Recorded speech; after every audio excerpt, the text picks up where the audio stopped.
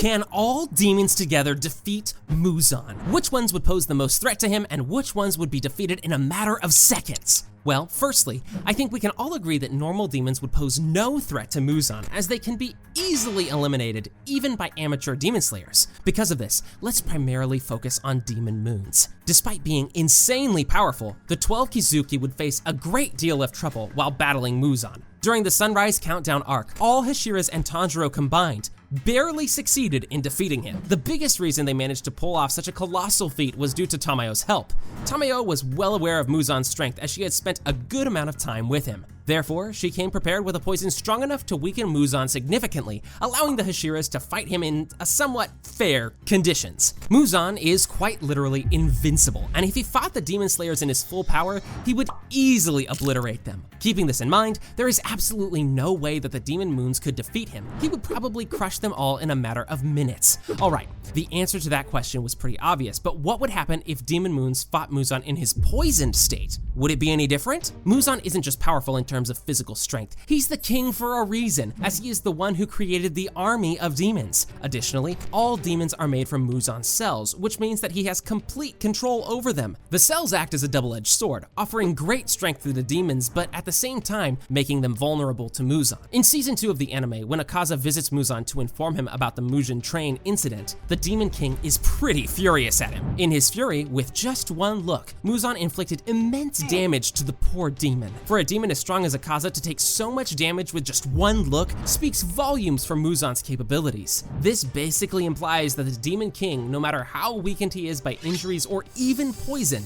can defeat any demon in a matter of seconds. So, if we wanted to make this comparison realistic and fair, we would have to strip Muzan of his ability to control other demons. Only then can the demon moons have a fair fight with the Demon King. Therefore, let's take away this specific ability of Muzan for a second and compare how each demon would fare against him in a fight. Which ones would be able to hold their ground and fight for a long time, and which ones would die quickly? Would any of them be able to inflict any damage on Muzan at all? First of all, we'll not include average demons and lower moons in this comparison, since, as we already stated, they are just too weak and wouldn't make any significant difference in the fight. The first upper moons would be Gyotaro and Daki. The two siblings have two advantages. One is Gyotaro's blades, giving him significant crowd control over Muzan's tentacles, and the other one is the fact that they need to be decapitated at the same time in order to kill them. Muzan's tentacles are pretty strong, and having the ability to take care of them is a considerable advantage. Unfortunately, Gyotaro lacks speed and strength required to battle a powerful adversary like Muzan. What's more, Daki is his weakness, and even Muzan believes that Gyotaro can do much better without her. All in all, both of the siblings would be killed fairly quickly. Next is Upper Moon 5, Gyoko. Gyoko has some really strong abilities, such as teleportation and spawning large fish monsters from his pots. Considering the fact that Gyoko has been on Muzan's side for a long time, the Demon King is well aware of his tricks and techniques. Gyoko's abilities may work on someone who has no information about him, but for the Demon King, he's a piece of cake. Muzan would easily destroy his pots, quickly defeating the Upper Moon 5 demon. Moving forward, the Upper Rank 4 also has a very impressive skill set, which might just help him last a bit longer in a fight against Muzan than the previously mentioned demons. Hontengu can manipulate his flesh at will, allowing him to increase or decrease his size and make clones of himself each time he is decapitated. This is a very useful skill to possess, and considering the fact that Hontengu is one of the stealthiest and fastest demons in the Upper Moons, he might just be able to prolong his life against Muzan and even dodge some of his attacks as well. However, at the end of the day, Muzan can still easily beat him. His flesh manipulation may be bothersome, but it would only mean that Muzan would have to spend a little more time battling him. What's more, he doesn't possess enough strength to actually deal any significant damage to the Demon King.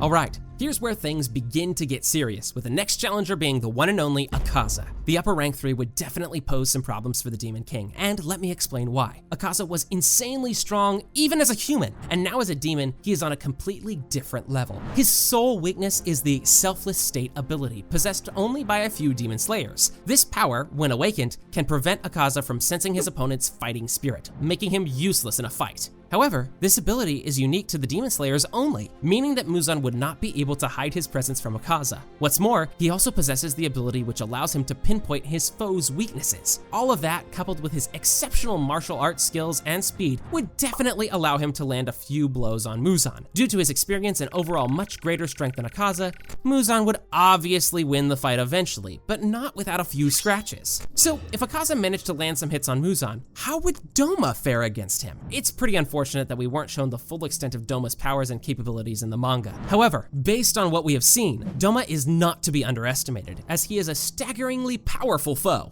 An essential point to note is that he doesn't really have any known weakness. This would make it much harder for Muzan to deal with him. The only reason 𝗲𝗲 lost in the manga was because of his careless attitude and the poison he consumed. Shinobu had been consuming the wisteria flower in minor amounts for over a year, and even then, 𝗲𝗲 didn't die from absorbing her. In any case, he would not have to worry about the poison in a battle against Muzan, and he would definitely not underestimate the Demon King one bit. The upper rank too possesses perception, mobility, and strength that far surpasses those of the demons mentioned before. Even his blood demon art is quite impressive and allows him to manipulate his flesh and blood to create ice and frost. Using these techniques, 𝗲𝗲 can deal significant damage and possibly freeze Muzan. Therefore, he would definitely put up a good fight and would stand his ground the longest, but would eventually lose. Finally, let's talk about the one who would really give Muzan a tough time, the Upper Moon one, Kokushibo. Now, the fight between the two would be very interesting indeed, considering how unbelievably strong they are, but that's not the main point here.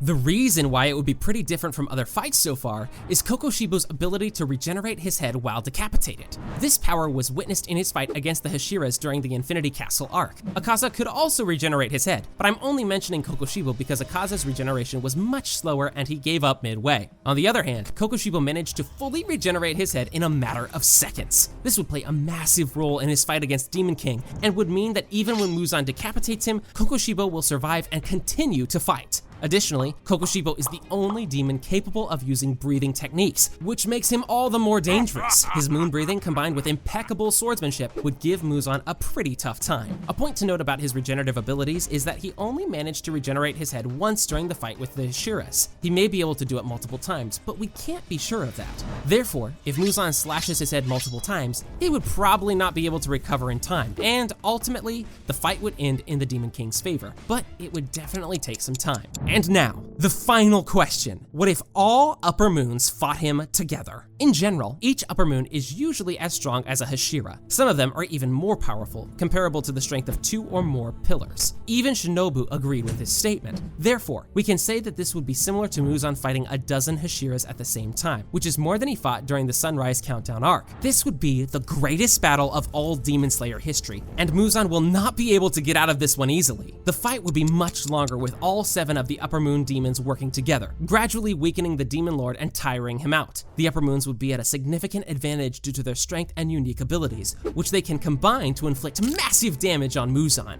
At the very beginning of the fight, the Demon King would act quickly to take care of the weaker upper moons like Gyoko, Daki, and Gyutaro. Before they are killed, Gyoko and Gyutaro would use their special poisoning techniques on Muzan. It wouldn't do much at the time, but in the long run, it may weaken him a bit. Furthermore, as time goes on, 𝗂𝐻𝐸 and Kokushibo would deal a lot of physical damage to Muzan. At the same time, 𝗲𝗲 would use his powerful blood demon art and the powdered ice to poison Muzan even more. The fight would begin to wear the Demon King down, weakening him to the point that the upper moons now have a slight advantage over him. Eventually, near the end of the night, the upper moons would have wounded him enough to decapitate him, and the one to do it would be none other than the strongest of them all, Kokushibo. However, let's not forget that Muzan is capable of regenerating his head, making him immune to death by decapitation. Although he wouldn't die, regenerating his head would wear down Muzan considerably, making it extremely hard for him to kill the remaining demons. The battle would eventually come to an end with the sun rising and burning all the demons, including Muzan, to ashes. Therefore, the end of this incredibly long and impressive fight would be a tie, and none of them would be standing victorious at the end. Click on this video where we explained what would happen if Urishi became a demon. Don't be shy, click it!